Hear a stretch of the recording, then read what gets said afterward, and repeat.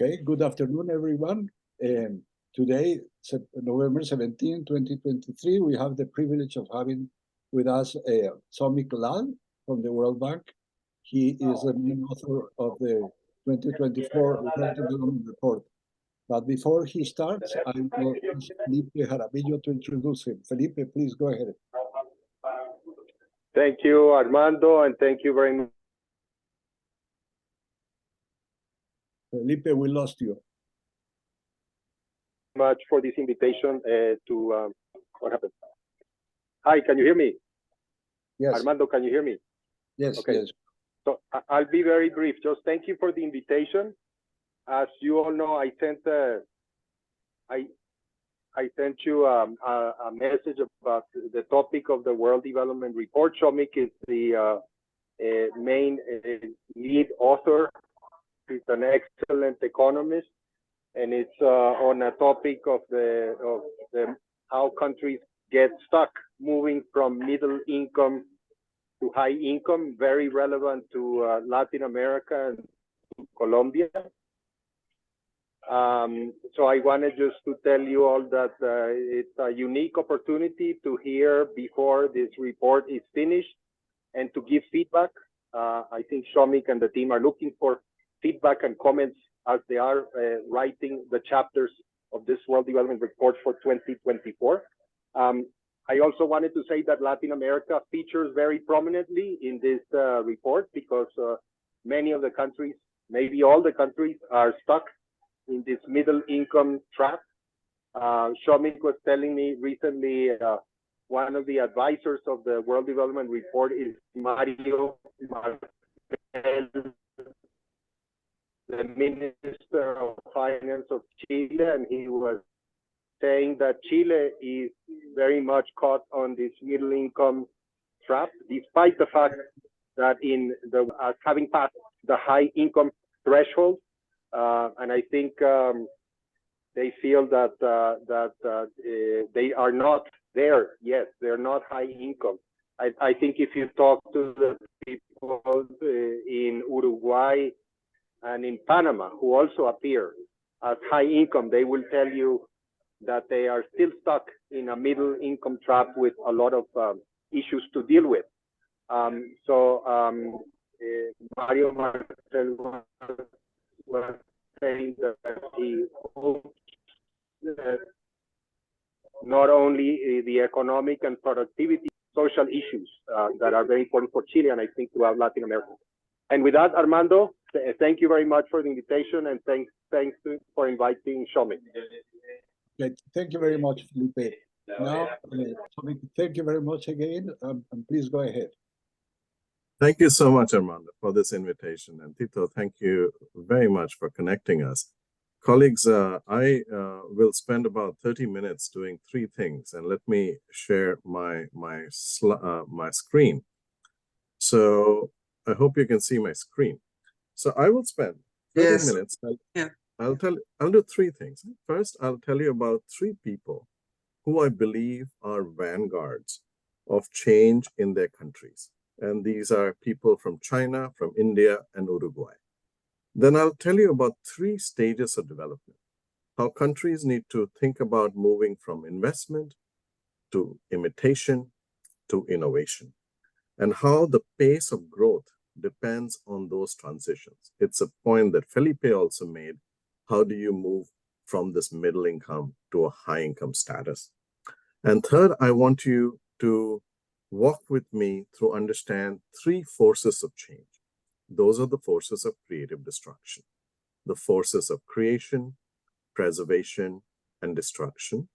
When used well and when in balance, they can really increase the pace of growth and development in a country. So first, I'd like you to meet Nan Ying. She is a leading scholar in microbiology. She was a professor at Princeton University and recently moved back to Shenzhen in China.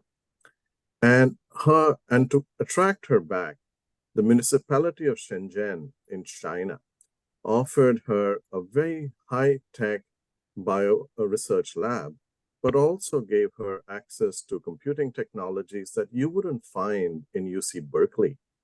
And she now has access to about 100 PhD students who can prosper and help her push the knowledge frontier.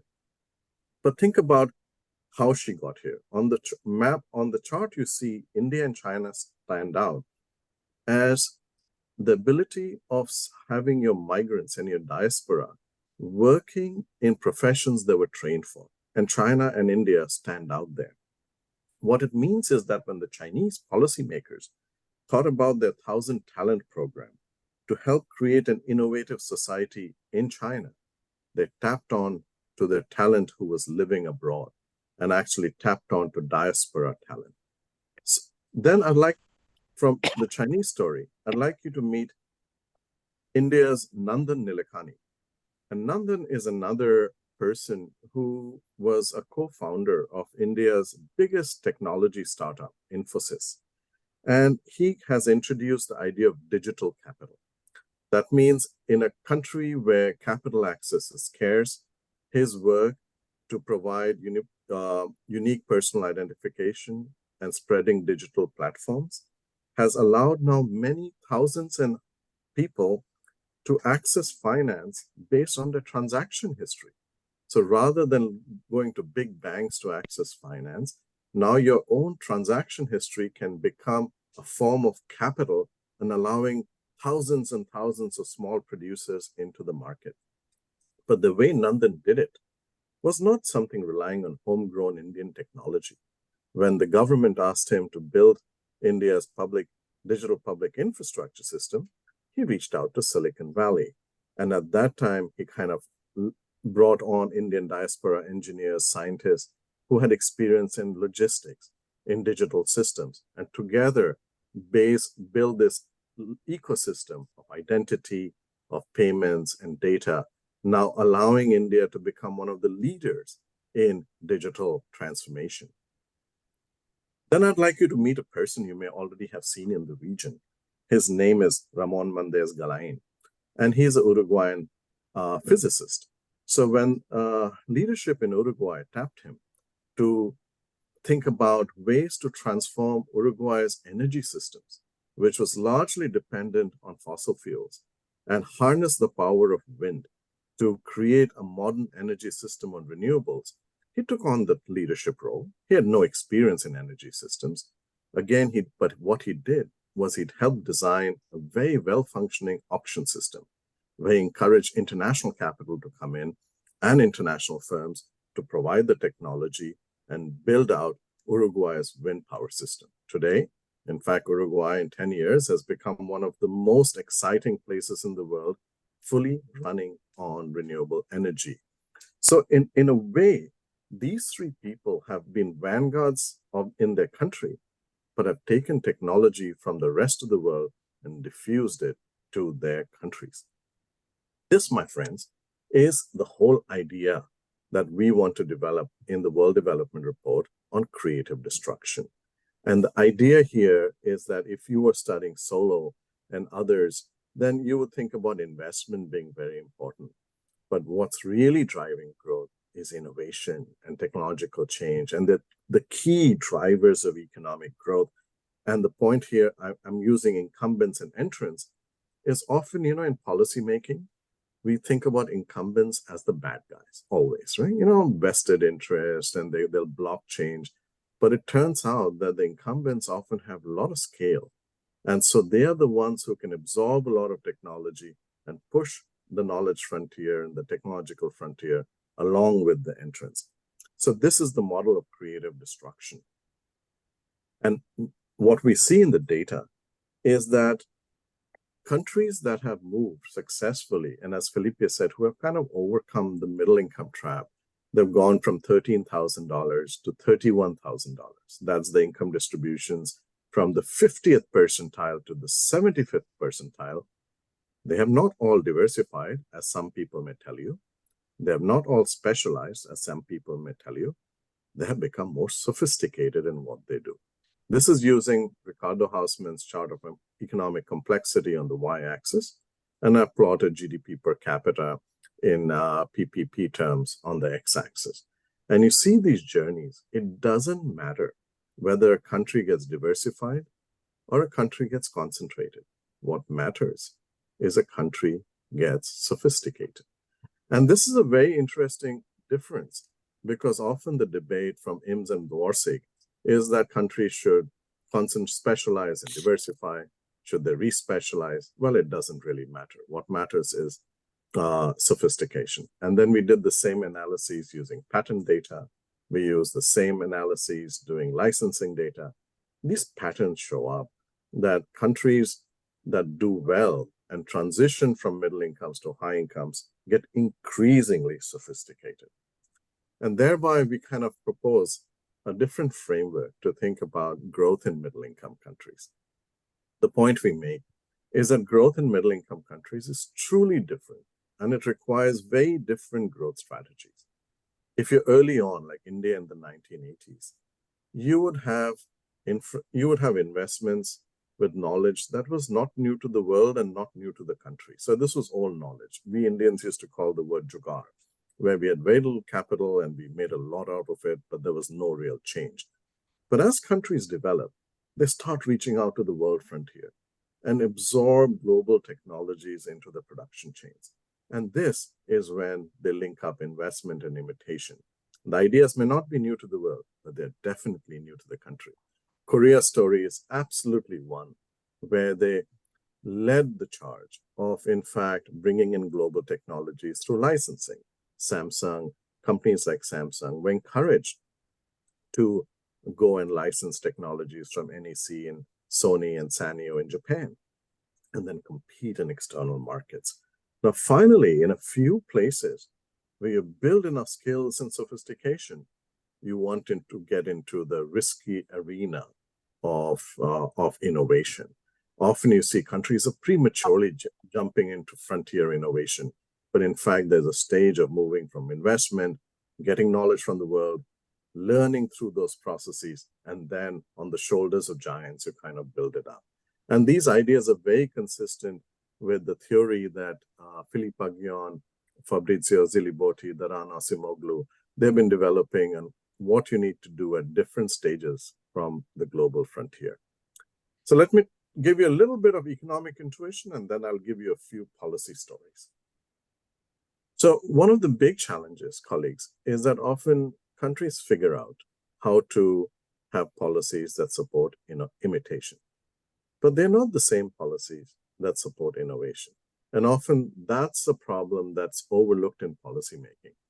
On the chart on the left, what you see is that the definition of the middle income trap is that if you were to go steadily along a path where you have ideas from the world and you imitate and you get really good at it, and you keep going on, you'll converge, but you'll come to a position that's quite far from the global frontier. And countries that make that switch at the right time from imitation to innovation start getting to the global frontier much faster. But that inability to do so is the middle income trap. And in fact, when World Bank colleagues Indamit Gill and Homi Karas wrote this book on East Asian Renaissance in 2007, they actually learned from the Latin American experience, and they were asked to talk in East Asia. And they said, countries get stuck along three dimensions. One is that they can't make the switch from imitation to innovation.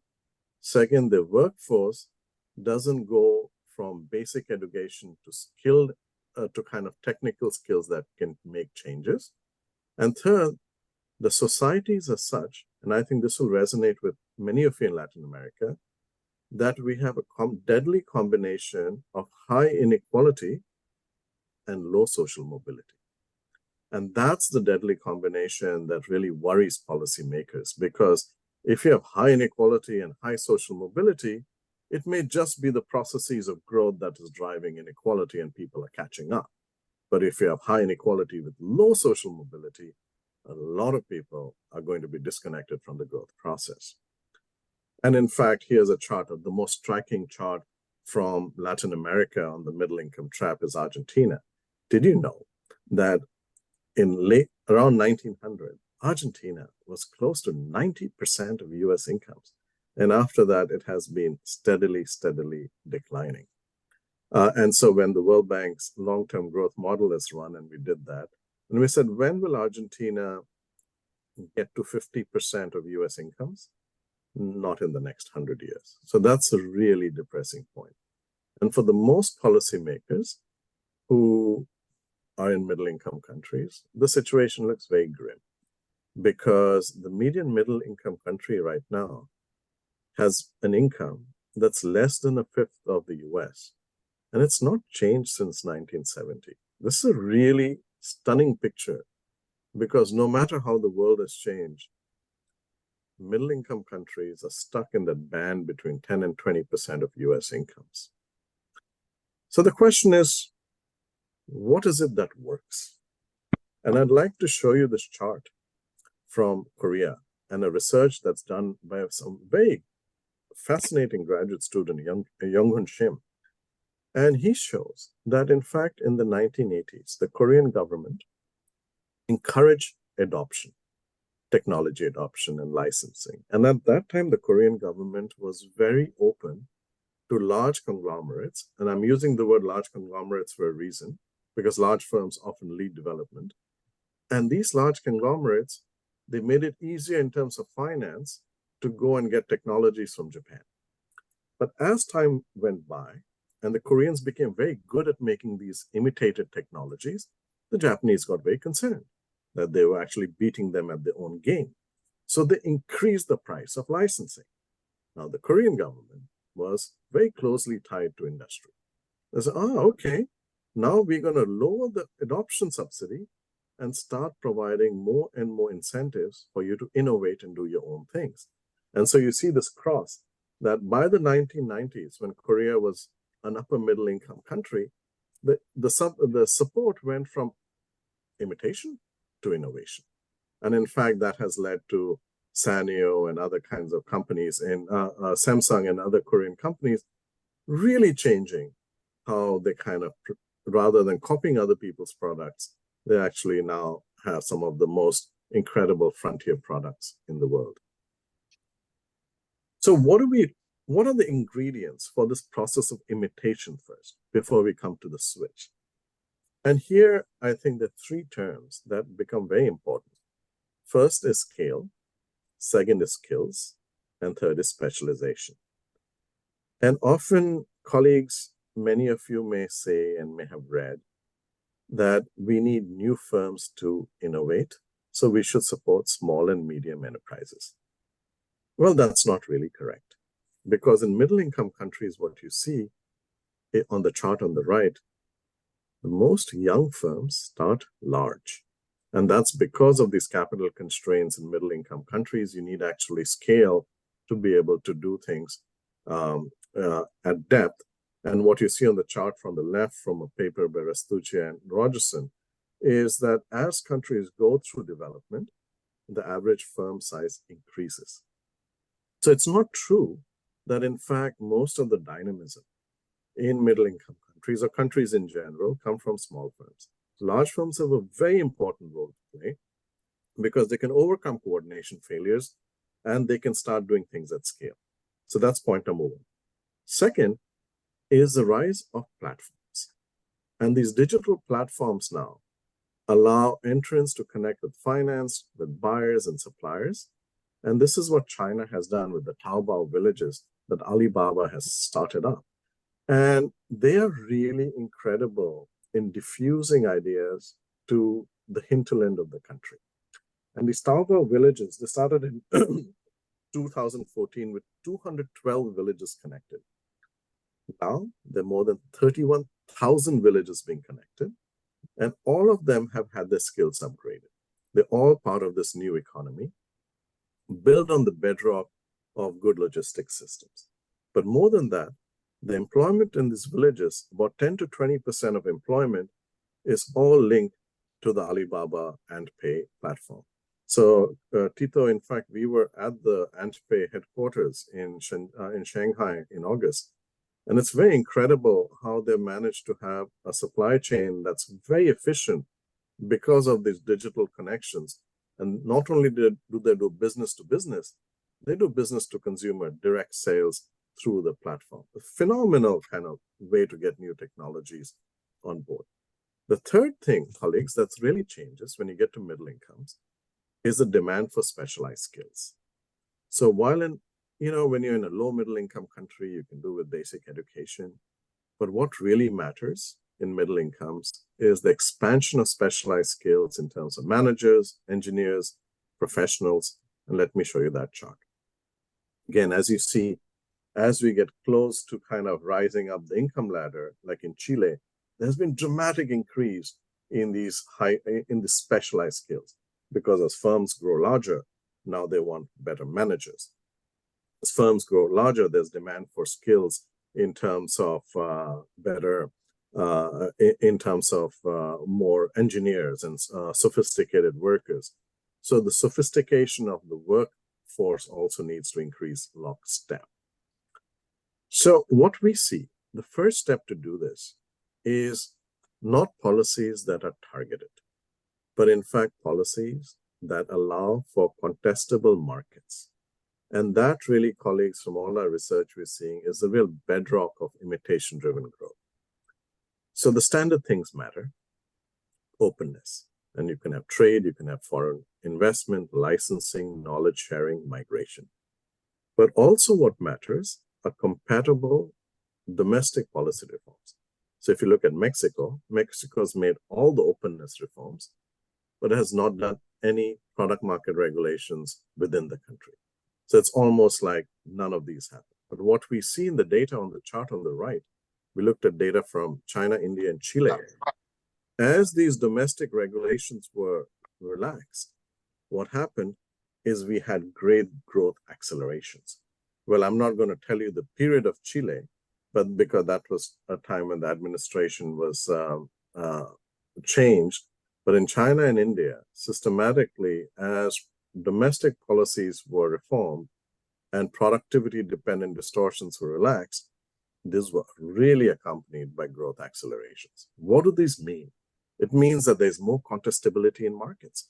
Firms that were not part of the process now suddenly can enter and they can grow. And at the same time, what we need are expansion of skills and opportunities, particularly for disadvantaged groups, and to level the playing field for firms to grow and talent to be selected on merit. And here's a really stark example, and you probably have seen this in papers, that in the 1960s, if you were in America, all the doctors, majority of doctors were white men. And there was great discrimination in the labor force to keep women out of the labor force, colored people out of the labor force. And then the US really made a lot of progress in reducing discriminatory policies. The end is that what you see, the line in the blue, is what the US is in terms of GDP per person. And the green line is what that would have been had the labor market discrimination and barriers to human capital been the same as it was in the 1970s. So clearly, these sort of domestic frictions and discriminatory policies, which are not part of the standard growth debate, become really, really important as countries get more sophisticated. We also kind of get a little bit into the industrial policy debate. And in fact, what we find, our research finds, that industrial policy is quite compatible with contestability if industrial policy doesn't pick winners, but it starts correcting market failures. And actually, that's really an important part of this debate. So there's one friction here. I've been telling you about contestability, but many of the markets you deal with are only partially contestable. These may be markets in energy systems, in digital platforms, in telecommunications, and we need to do things a little more decisively there. And here's a picture that on the left is coal production. And what you see is that we looked at data from South Africa, from Poland, from Turkey, and I think we looked at data also from Pakistan. The majority of coal production happens through, in energy systems, happens through state-owned enterprises. The majority of investment and production of renewable energy happens through the private sector. But in most countries, the state-owned enterprises are really a barrier for any of these transformations to take place because these incumbents are very resistant to change. And yet what we need here are very strong competition agencies. But what we see from our World Bank research is that competition agencies in middle-income countries are pretty weak. It's only when countries get to about $20,000 per capita do competition agencies start getting pretty strong. So how do we do, and in fact, I was talking to Mauricio Cardenas a couple of weeks ago, and he was telling me these harrowing stories about competition agency leaders in Colombia and how they were terrified of even doing any sort of reforms because of what kind of pressures they were feeling. So that was kind of thinking about imitation. But then when we think about innovation, we need to think about creative destruction a little differently. And we need to move away from just contestability policies to competition policies. And this includes better selection of talent, and it's much more than expanding education. It's actually getting higher quality of education. It's much more than just importing technologies. It's to create a market for technologies. In fact, here in the US, there's some of the best secondary market for technologies. For example, when Edison came up with ideas, he sold most of his ideas to JP Morgan, who actually then went and marketized those. Edison only kind of kept and developed only a few of his ideas. Also important here is the role of venture capital and capital markets. And what we see, they're disproportionately in high-income countries and not in middle-income countries. But, you know, the risk appetite of such, and when you look at your gazelles or your kind of unicorns, only 1 out of 10 will succeed. But the market has to have the ability to bear that risk. And that's very challenging in middle-income countries. And finally is the need to attract foreign and diaspora talent. I'm going to end with one slide here, which is on the issue that Felipe raised and Mario Marcel, the finance minister of Chile, raised, is that there's a social side to creative destruction. Because creative destruction and technological progress, by definition, means that inequality will increase. Inequality will increase because technology is skill biased, and many people in the economy may not have those skills, so inequality will increase. But this is exacerbated. This is made worse when there's prejudice in selection. That means people who are ethnically the wrong type, women, many others who are socioeconomically disadvantaged. They may actually never get a fair hand in being selected in that process. And how do we think about addressing those? And here actually also comes the importance of improving the quality and selectivity of higher education. Because if many people suddenly get into higher education and the knowledge expands, but the knowledge is not of good quality, then the market can't say who's actually providing signals and what's actually noise. And that makes it very difficult for the labor market to screen these opportunities. So in fact, getting inequality under control means much more focus on selection, much more focus on making sure the quality of education also improves. So I will kind of leave you with some sort of a framework to think about the problem. Is that when you think about middle-income countries transitioning to high-income countries, as in Colombia, the focus is on dynamic institutions.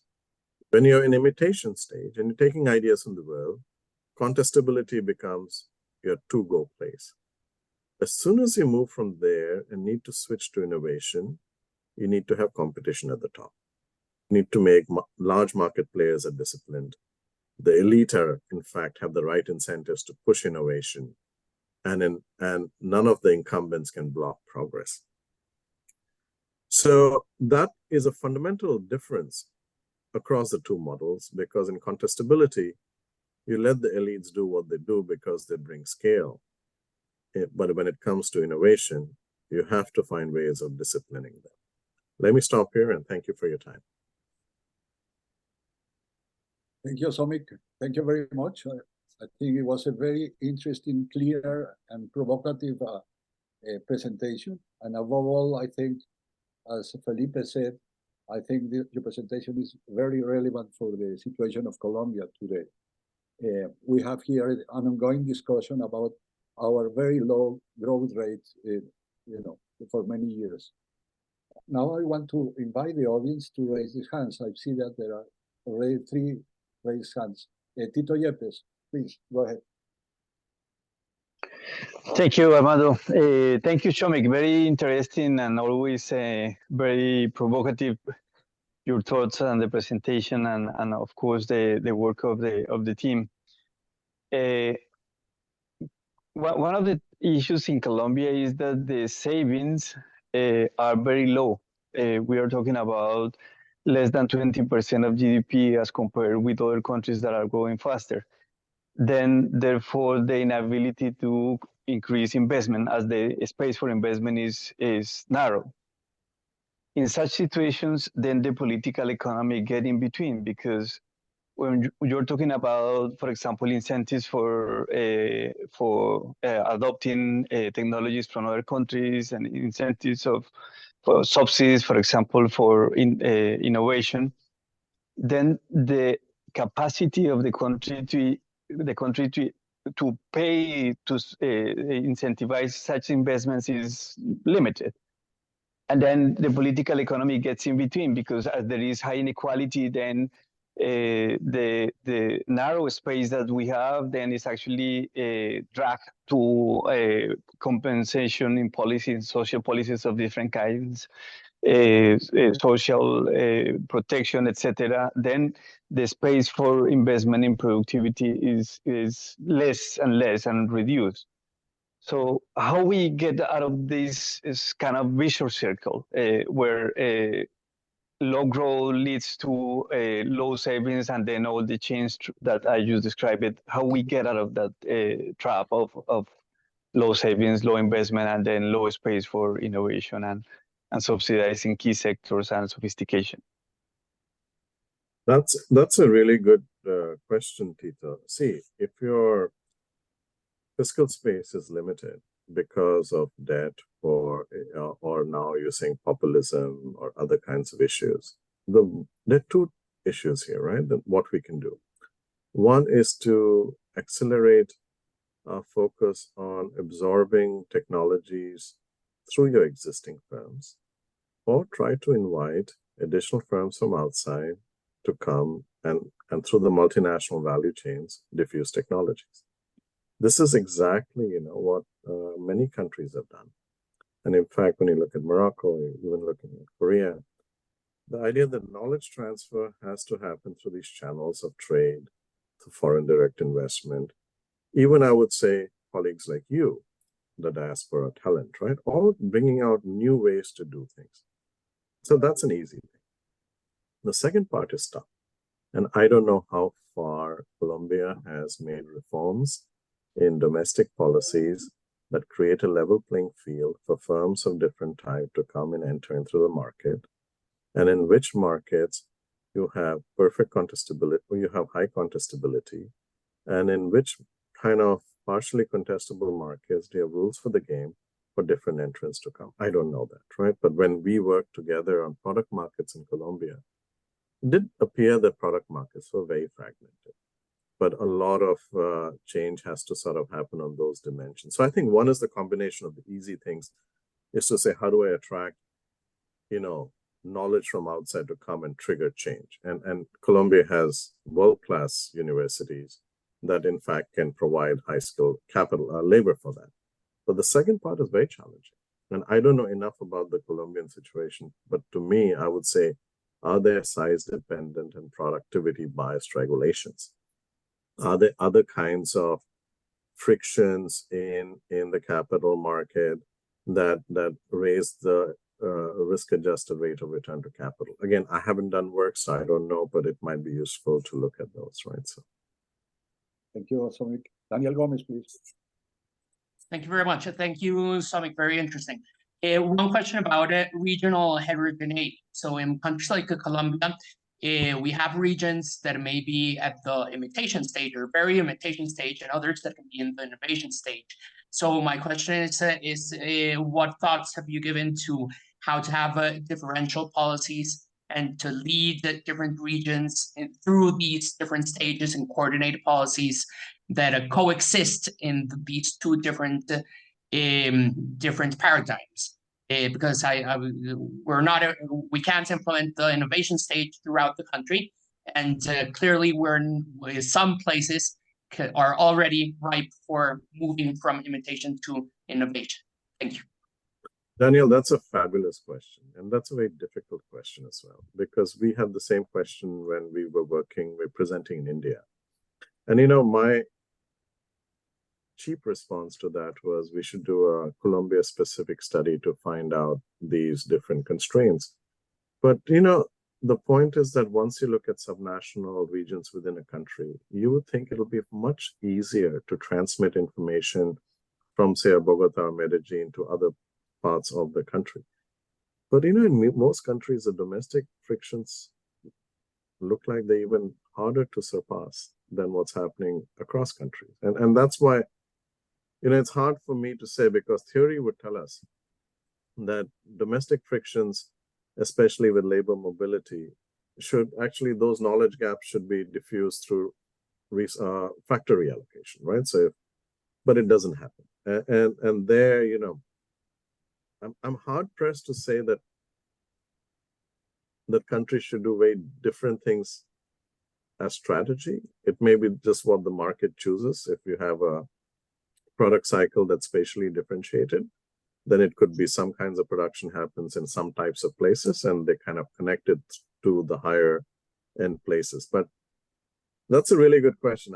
I don't want to say what we could do without kind of understanding that, because there are a whole range of constraints that are way beyond policy that kind of get there, right? Especially in Colombia with its physical and economic geography.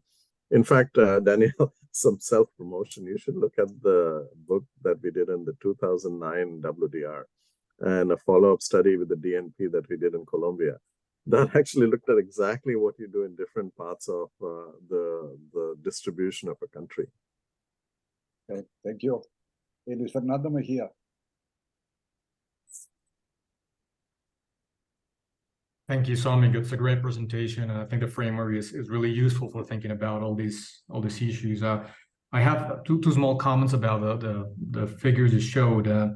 One is about the endogeneity of economic complexity and sophistication. I think you probably know this well. Causality runs both ways. I mean, it's hard to think about whether one direction is more important than the other. But I guess if countries start to improve upon their institutions and start handling their basic macro better, then that might lead to higher sophistication by themselves, and not the other way around. So I just want to point out that, not to leave that off the table, that there's an endogeneity there on the economic complexity front. The other small comment about the figures is you showed that middle-income countries' per capita income has not changed a lot relative to the U.S. I guess that was a comparison. I was wondering whether you're keeping the initial country selection constant, because otherwise, if you just start to measure each year middle-income countries, of course you're leaving out all the success stories, right? So, but just want to make sure that the graph was correctly presented. Now, on the more substantial points. First, when you show this graph about the incentives between adoption versus innovation and this wild change where it was mostly adoption subsidies and then innovation subsidies, I'm a little bit skeptic about that. Such wild changes typically have behind them part of policy pressures of measuring something that is adoption as innovation. And I don't know where you draw the line. When you're at the extreme, it's actually pretty obvious, right? Imitation is just you adopt the technology and that's it. And innovation is where you do something really special, something that was not in the market before. but there's a gray line there. And if you adopt something and you change a little bit, how do you classify that? Adoption, innovation, and you know, I have to be really skeptical about that, you know, wild change in such a short time. You know, there's political pressure. If the Ministry of Industry is saying you have to spend this money for innovation only, you know, my feeling is that both entrepreneurs and the policymakers will try to classify everything as innovation. So we have to be careful with that. And finally, on the political economy, and then, you know, many of the things you mentioned, we of course have discussed this in Colombia for many decades, about opening the economy, about having, you know, more competitive markets, and so on and so forth. And you know, as Daniel and Tito mentioned before, you know, there are political economy issues that prevent these things to happen. So I think that the structure representing is really nice for thinking about this, but I would ask you to have at least a special chapter about the political economy, how to implement these changes, because most of the recommendations I think are going to be interesting, but unless you have kind of this implementing of policies, how to, you know, break this political equilibria, you know, we're going to have a nice chapter, but without much policy implications in the short term. So that's what I want to say. Thank you so much. So, Luis Fernando, now that you have raised all these questions, there's a tax to pay here, right? I'll be following up to get your views on how you can help us do this. So you will have to contribute. But listen, Sure. On the Korea thing, you know, so this is the first time this Youngshim's PhD thesis, he kind of looks at all the licensing deals. So it's not just adoption. So we had licensing contracts between, say, NEC and Samsung, or Sanyo and Samsung, and the price of the licensing. So you can see that over time, as the Koreans are getting better at making these televisions, the Japanese are increasing the price of licensing. And you're right, many things are going on in Korea, but one thing is that they were able to see that at some stage, instead of just providing finance, easy access to finance to Samsung for buying licenses. So the first thing they did was that you don't need to have collateral anymore. You can use the license as a way to get finance. And that was a new thing they did. But soon they were discouraging, or they were not supporting firms to doing so. Somewhere in the time, and you're correct, the chaebols were being disciplined. And the large firms, basically, you know, they went around their business. There were large corporations who were disciplined by international markets, but otherwise undisciplined by the state. And they went around doing their business. Then the Asian financial crisis hit. At that time, it was very difficult now for these firms to start getting capitalized. A lot of these conglomerates died, right? Like Daewoo and all, they just collapsed. And at that time, they started getting more disciplined in what they want to do. But the point you have is exactly right. There are probably a lot of things going in the background. And these guys are trying to get more disciplined, saying, hey, where is the rate of return highest? Is it from getting Japanese technology, or that we have enough capabilities on our own and let's try to do something? You know, but I'll send you Youngshim's paper. So it'll be good to kind of discuss a little bit about that. On the endogeneity point and the macro other things, I agree. But there are many countries, Luis Fernando, who have made macro stability, but have not developed sophistication, right? And I use Ricardo's measure as one measure of complexity, but then we look at USPTO and European PTO patent citations. And the way we try to distinguish it in some of the other papers is to show who's central in the patent citation network. So you're right, often countries can just build on other people's work, make a marginal change like the Chinese did earlier and say, hey, guess what? We are innovating. We are saying, no. Where are the patent citations coming from? So soon you see from the US and Europe, a lot of patent citations are going to China. And the centrality of the hub is going to China and going to India. So we're saying, okay, maybe there's something really happening out there that's kind of more beyond just the basics being in place. So that's why using various measures, we were kind of comfortable with that, right? On your point on political economy, it's been really difficult. And the reason is, no, it is because often when you read Stefan Durkheim's book, it's like these guys are all bad. Okay, bad. What do we do now? Do we have perfect competition? But we're in a world of imperfect competition. So scale matters. Your scale matters and you don't have finance. What do you do? Well, conglomerates may be good. They may be buddies of the state, but they're at least getting something done. So I think that's when you look at the world from the lens of imperfect competition, the question is not, should we discipline them or not? The question is, when do we discipline them? And what instruments do we have? Say I'm a country at $5,000 per capita and my competition agency sucks and doesn't have capacity, and you should tell me about your competition agency. What do I do? How do I discipline them? If my independent regulator fears that his life is in danger, if he does strong regulations, what do I do? I think those are more the questions we are trying to unleash, kind of uncover, that often we are too early to pull the trigger on saying big guys are bad guys. Saying, no, actually scale may be good and how they came may be okay. At some point when they need to be disciplined in when they dominate, abusing their dominance to block ideas from coming. When they're buying up new companies who could be threats to them and not allowing those ideas to go forward. So we're making that distinction. Again, it'd be great to follow up and have another chat and kind of discuss more and learn about your work as well. So, thank you, Somik. Sorry about my long answers, Armando. These are very exciting questions. Thank you very much. Pedronel Ospina, adelante. Thank you. Thank you, Somik. It's a very nice way of phrasing development for middle-income countries. But I was asking myself, if you had a chapter of countries that are resigning or going against the market, and there is a lot of countries currently on that path, Colombia being one of them recently. So in order to contrast those that are adopting opening up economies and growth versus those that are opting for closing economies. And I think that's the case, unfortunately.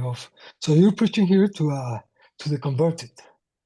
What we need to preach is to the unconverted, to all the pagans that we have around about the market economy and the openness. And if you don't preach, and we do have a special case in Colombia. The last year and a half, we're going backwards, doing nothing but destroying everything at a rate that is amazing. So if you can raise your hand through your development report, it will be a very useful thing for us. Thank you. Pedro, the most popular thing in academia these days has been the resurgence of industrial policy. Many of us are very critical about that. And Tito and I have written about, the fallacies of industrial policy and targeting firms and not doing horizontal things. But now it looks like it's fallen out of favor. And that's a tough one, right? How do we actually reconcile that? Because a lot of industrial policy could be distortionary. But what we have done in our research, and I looked at Danny Roderick's paper, is there are many angles now in this, what they call the new style industrial policy, that look like the Washington consensus, that? Because they're saying, well, let's figure out the market failure. Let's solve the market failure. We all agree with that. They say sometimes the market failures appear in two dimensions. So there's a coordination failure and a first mover problem. Okay, let's do that.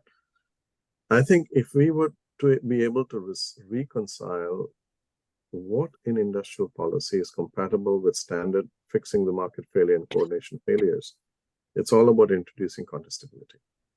I think we'll be on a safer ground there. Right now, I think there's a lot of confusion. Everyone's saying, let's do industrial policy, but then they keep thinking of old style industrial policy. They don't think about the new version of industrial policy. So I think that's the kind of way we are taking it in the report, is having read Roderick and Nathan Lunn and others and there's a very nice paper they've done, looked at, they use a machine learning algorithm to look at all these industrial policies, the modern industrial policies. So I think conveying that in that way, that even these industrial policies these days have shifted to correcting the market failure, and those may be okay. But when it goes, let's start with picking winners and let's not do the horizontal things. That's problematic, right? So I think that's the debate we need. Thank you.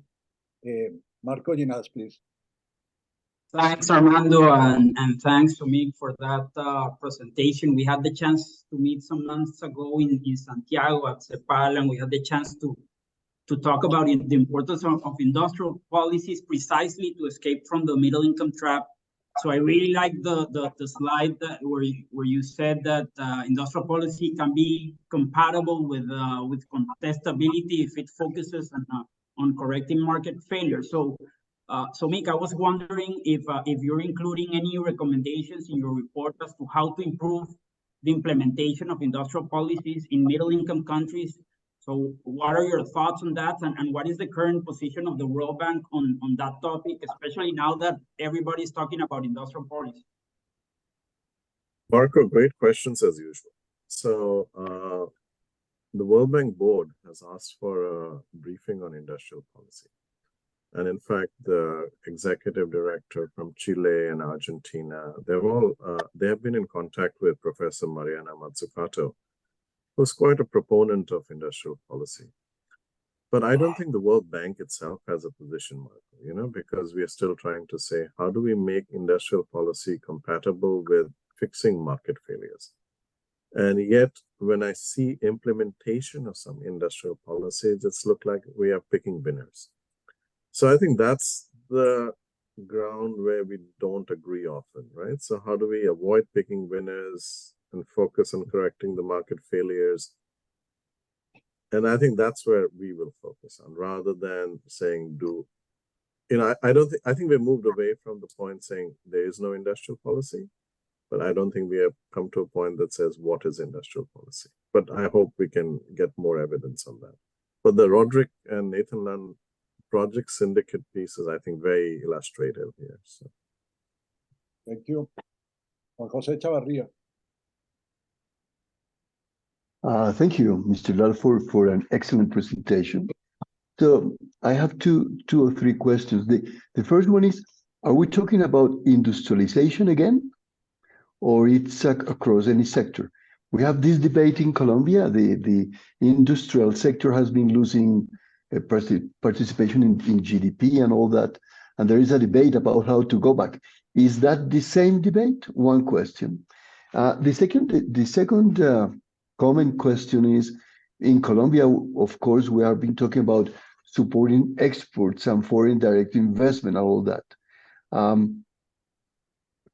Again, should we focus on that, or is that across many other sectors and is a much more wider idea? So Juan Jose, the point we try to make is that countries need to accelerate connections with the rest of the world. So foreign direct investment is a really good way to go about it. Trade is fabulous often. When you're parts of global value chains, the kind of knowledge diffusion is very efficient. But also what we are focusing that most reports don't is the role of diaspora talent and migration. And in fact, countries often, get worried about brain drain. And we're saying, don't be worried about brain drain, because often if your diaspora is fully productive and active in the new places, you have a resource that you can tap into. That is exactly the Chinese model. And I'm increasingly seeing that's the Indian model, that there are lots of knowledgeable people who understand the culture. When the time comes, when the opportunities come, they transmit that knowledge. There's also a lot of research showing that when in research labs, when diaspora researchers and home researchers are working, there's huge amounts of knowledge transfer, right? And in fact, that's the process we are saying. So openness is the key. Whether what sector you do it, we are pretty agnostic about that. So it's not thou shalt do industry X or Y. And that's the kind of thing we are staying away from, because the idea is what allows the economy to get more sophistication. For example, in Chile, what Fundación Chile does is that they take ideas that could be as varied as growing Scottish salmon. And then they see what sort of Scottish salmon will survive in Chilean waters. They kind of do the technological test, and then they attract private investors to get into it, right? And I think that's the model of adoption that they do. So we are very agnostic to whether it is sector A, industry B, or such. The idea is to get the best knowledge in the world on that and try to kind of build on those ideas. Thank you. Fernando Montes. Thank you, Somik, for the presentation. One thing that I think you probably should emphasize is the question of education. I mean, because all the cases that you presented, for example, the Korean case, the basis for the transformation of the economy has been in huge investments in education. And so you have the basis for technological development. But you also show the case for Argentina when you were, a friend of mine was telling me that they are educating more lawyers, or 10 times more lawyers than engineers, and 10 times more accountants than engineers. So it's not only education, but what is being taught to the students, what kind of education they are receiving.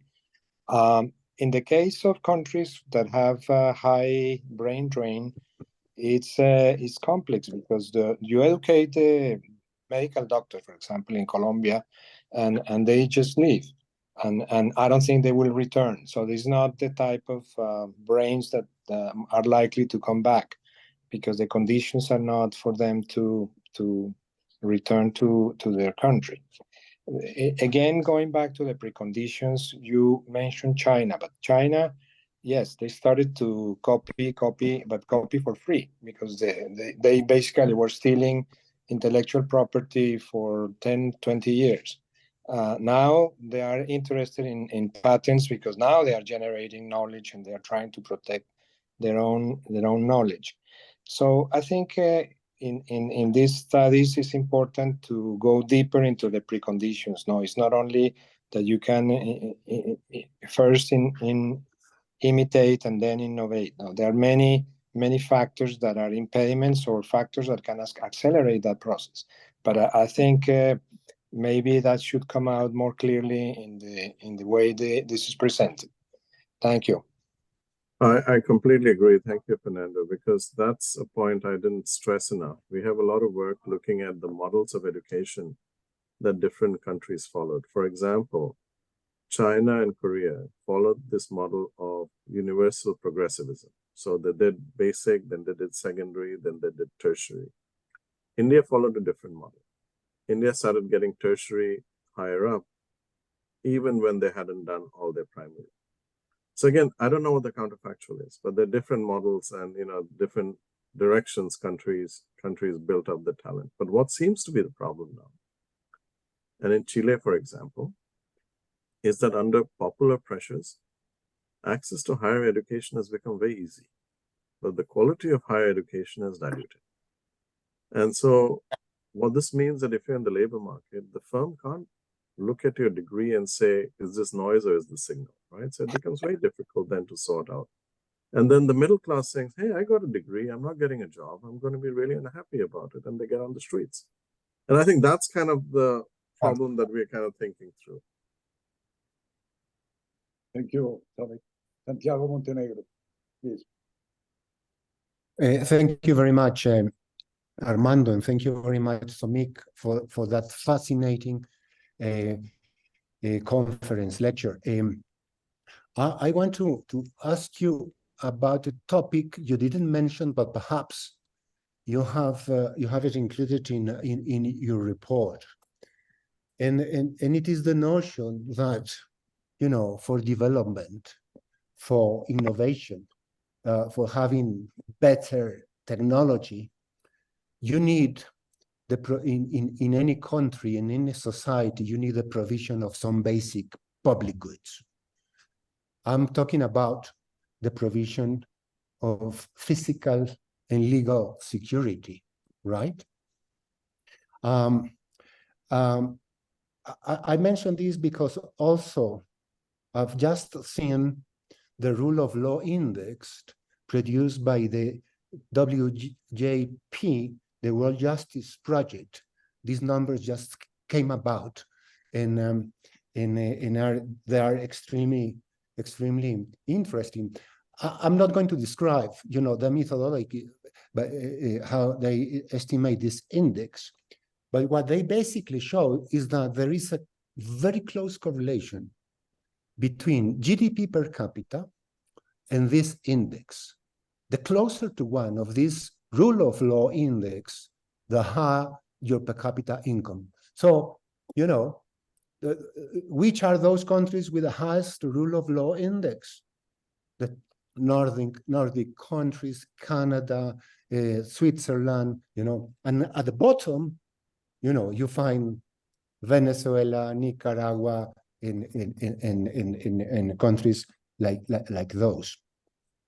I would even say that, in order to have a rule of law based state, before that, you need to have a state.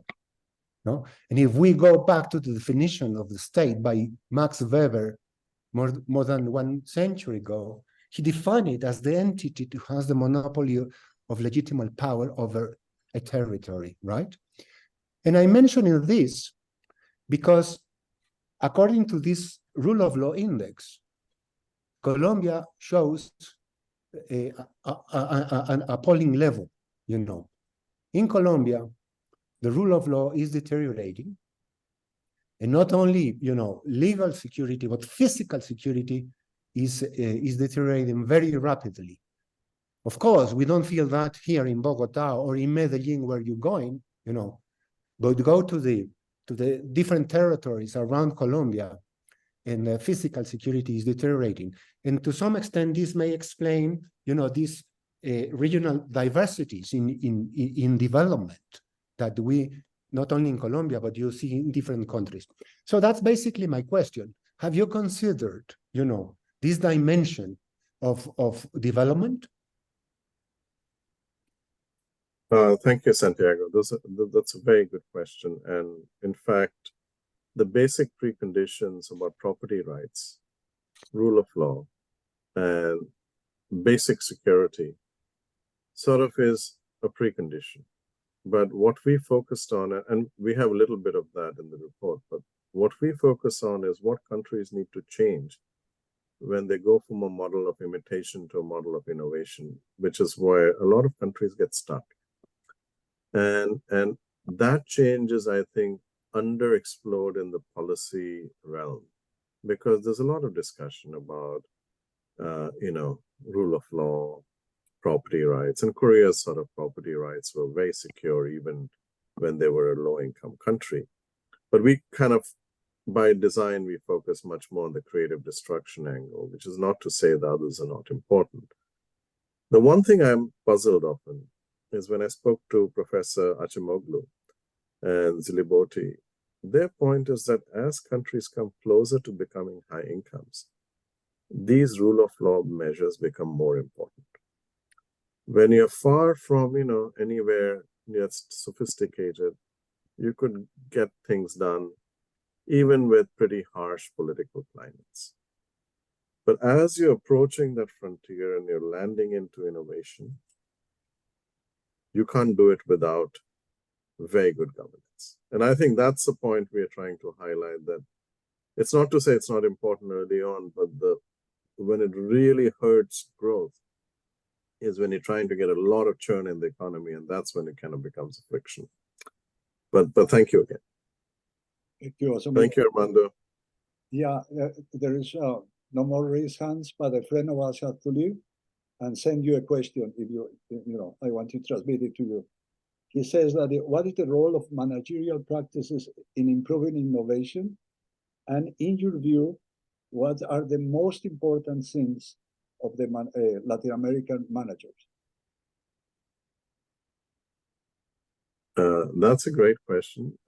We carefully look at the link between firm growth and demand for management, which I think is one of the biggest drivers for firms to kind of get more professional. There's a paper that I found fascinating on India by Fandrinen and Ufukakchid that shows that India's policies are so limit growth of firms that all the trust remains within the family. As a result, it becomes very hard for these firms to grow. And those are the broad ideas we're looking. In terms of the Latin American case, I don't have much particular evidence, but if anyone else has, please do share it with us and we can then bring it into the report. Thank you. Okay, thank you. There is another question by Tito. Tito, please. Let me use the opportunity that we have a few minutes. Somik, I have the impression that one of the problems is that the target is moving, is farther and farther.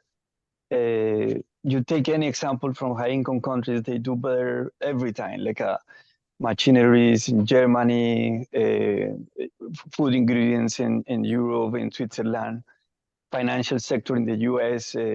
Say, for example, the stock market is basically, the US stock market is basically taking over the Latin American stock markets and so on and so forth. So it's the more we do, the harder it gets because the target is moving faster and faster. And of course, nobody can ask the high-income countries to stop actually doing it better, right? And then it's more difficult. And you're giving examples of countries that are reaching that stage, but the examples are really rare. Like we're talking about Korea and a couple of others, and in some sectors, some areas, but China, of course, growing fast.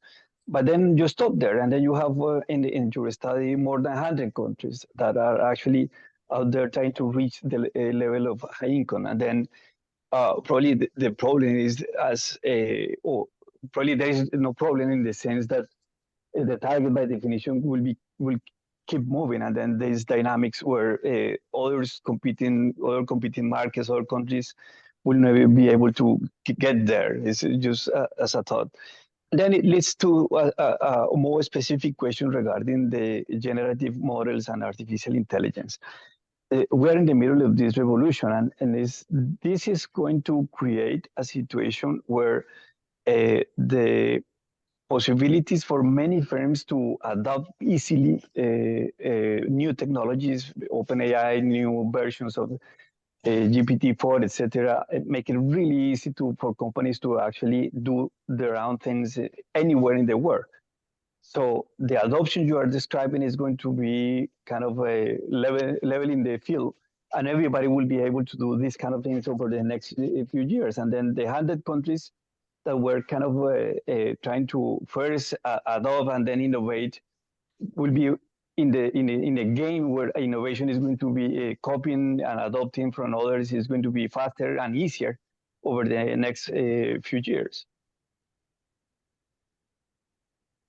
Okay, good questions. On the last one, I think that's an important point about whether artificial intelligence will be the great leveler or the great divergence creator. I lean to from looking at what I would suggest, colleagues, we should look at the World Bank's firm adoption of technology surveys. They're very informative, and I think Daniel agrees to that, because they show that unless you enhance inherent productivity and you don't get in managerial skills and you don't kind of do the basics, it is impossible. It's very difficult for you to even adopt technologies that are very well known, even do basic accounting practices, right? So I find it very hard to believe that firms that are far from the domestic frontier suddenly start using artificial intelligence or generative programming to kind of get to the frontier. I think the basics are even more important. Those who are at the frontier probably will increase the gap with the laggards, but I don't think it will be the great leveler. And also we have to realize that these ChatGPT is part of industrial technology of Industry 4.0, where data meets automation. But before that, we need to have the other stages that we have the digital networks, they're well regulated, they're well managed. And before that, in many countries, even access to data is still problematic. In many countries, open access to data is very challenging. So I think I would look at it more as a sequential issue rather than this panacea that suddenly ideas are there for everyone to adopt. On the first point that you had, I like that. The target's moving, right? So what will we ever be close to the frontier? So Poland and Bulgaria and Spain and Italy, they all sort of did very well. And actually, Spain was quite a lagging region in Europe till not so far back. And it did things because it kind of changed the way production happened. So I don't fully agree, given that the US and other countries are going at 1% or 1.5%. Many of these other countries will have the opportunity to get to the 50% if they get on a different growth model. At least we need to be optimistic on that. Thank you. Okay, I see no more raised hands, Somik, so we have to conclude this session. On behalf of this group, Somik, thank you very much. This has been a great presentation and very lively discussion. Thank you very much for your effort to give attention to our questions and comments. So I hope that you will be with us again in the near future. Thank you very much and have a good day, everyone. Thank you, Armando. If any, you want to invite us back for dissemination of the report, I would love to come and do that in Bogota. So, thank you. We will get you on something. Thank you very much. Good night. Thank you very much. Buenas tardes a todos. Feliz fin de semana.